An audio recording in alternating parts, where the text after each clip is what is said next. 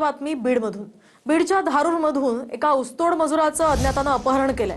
दिनकर मैंद असं अपहरण झालेल्या ऊसतोड मजुराचं नाव आहे। तर धारूर पोलीस ठाण्यामध्ये 4 आरोपींविरोधात गुन्हा दाखल करण्यात आलाय। अपहरण झालेला माणूस माझ्याच गावात आहे।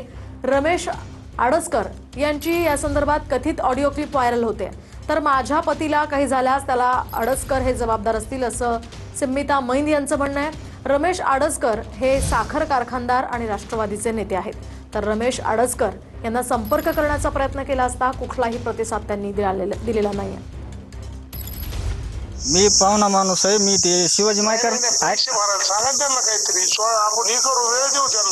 साहेब ऐका, तुम्ही जे शिवाजी मायकर आहेत का आपले कार्यकर्ते? हो बरोबर आहे। त्यांना फक्त वेळ द्या, तुम्ही किती दिवसाची वेळ द्या। ऐका ना माझं 1 मिनिट।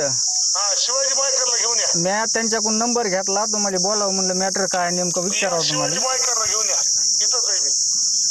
माणूस व्यवस्थित आहे का आमचा? पण नाही ना, घरीच आहे, माझ्या घरात आहे। बर बर बर घरात म्हणजे अडसला आहे।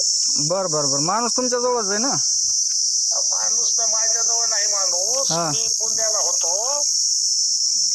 तुम्ही एक काम करा, हा बोला। मायकरला घेऊन या। माझे मालक काल दारूच्या बाजारला आले होते। काळ्या कलरची गाडी आणून 2-4 जणांनी उचलून नेले आणि म्हणले की रमेश आडसकरला भेटून इथं माघारी आणून सोडतो। काल 12 वाजल्यापासून FR फाडलाय, तरी पोलीस स्टेशन दक्षता घ्याय नाही। आडसकरनं माझा माणूस फरार केलाय। मेलं गेलं तर पोलीस स्टेशन आडसकर जिम्मेदार राहील।